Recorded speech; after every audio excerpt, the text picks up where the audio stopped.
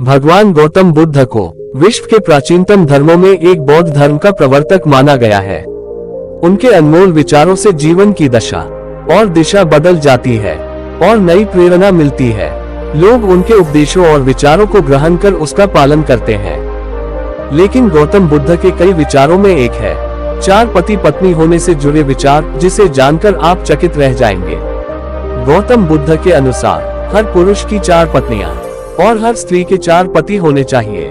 लेकिन आखिर उन्होंने ऐसा क्यों कहा और इसके पीछे का कारण क्या है, इसका जवाब आपको इस कहानी में मिलेगा। एक व्यक्ति की 4 पत्नियां थी। उस दौर में पुरुषों को 1 से अधिक पत्नियां रखने का अधिकार प्राप्त था।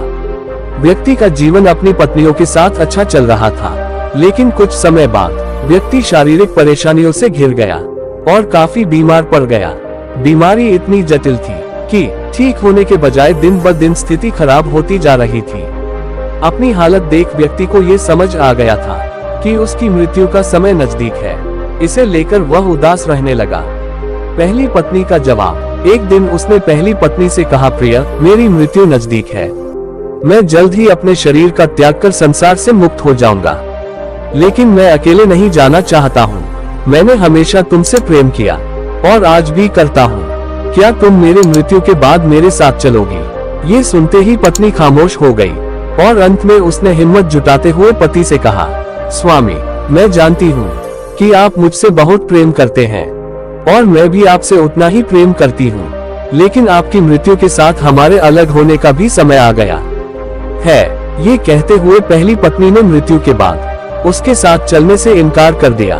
दूसरी पत्नी का जवाब। इसके बाद व्यक्ति अपनी दूसरी पत्नी के पास जाकर उससे भी यही प्रश्न पूछते हुए कहता है, क्या तुम मृत्यु के बाद मेरे साथ चलोगी? जवाब में दूसरी पत्नी कहती है, जब आपकी पहली पत्नी ने ही आपके साथ जाने से इनकार कर दिया, तो मैं आपके साथ कैसे जा सकती हूँ? ये कहते हुए वह भी उसके पास से चली जाती है। तीसरी पत्नी का जवाब। उस व्यक्ति की मौत अब बेहद करीब रहती है और वह मृत्यु के बाद अकेले होने के कारण उदास मन से तीसरी पत्नी को बुलाकर भी यही प्रश्न करता है। तीसरी पत्नी भी मृत्यु के बाद उसके साथ जाने से इनकार कर देती है।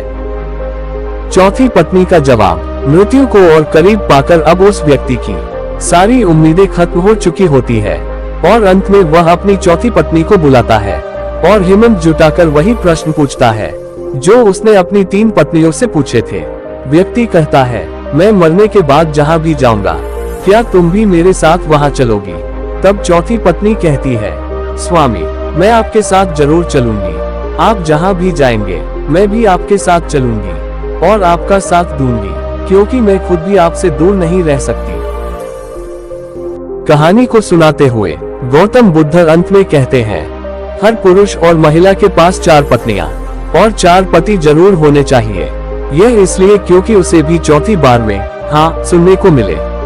हालांकि कहानी में बताए 4 पति और पत्नी का तात्पर्य यहाँ गौतम बुद्ध ने जीवन के पहलू को बताया है। गौतम बुद्ध के अनुसार इस कहानी में पहली पत्नी हमारा शरीर है, जो मृत्यु के बाद हमारे साथ नहीं जा सकती है, इसलिए मृत्यु के बाद शरीर को जला दिया जाता है या दफना दिया जाता है। दूसरी पत्नी है हमारा भाग्य है। मृत्यु के बाद हमारा भाग्य भी यहीं छूट जाता है और हम उसे साथ नहीं लेकर जा सकते हैं। तीसरी पत्नी का संबंध रिश्तों से है। मृत्यु के बाद रिश्ते नाते सभी यहीं छूट जाते हैं और हम चाहकर भी इसे अपने साथ नहीं लेकर जा सकते हैं। कहानी में चौथी पत्नी जो कि साथ जाने के लिए तैयार हो जाती है, इसका संबंध हमारे कर्म से है। कर्म ही एकमात्र ऐसी चीज है जो मृत्यु के बाद हमारे साथ जाती है।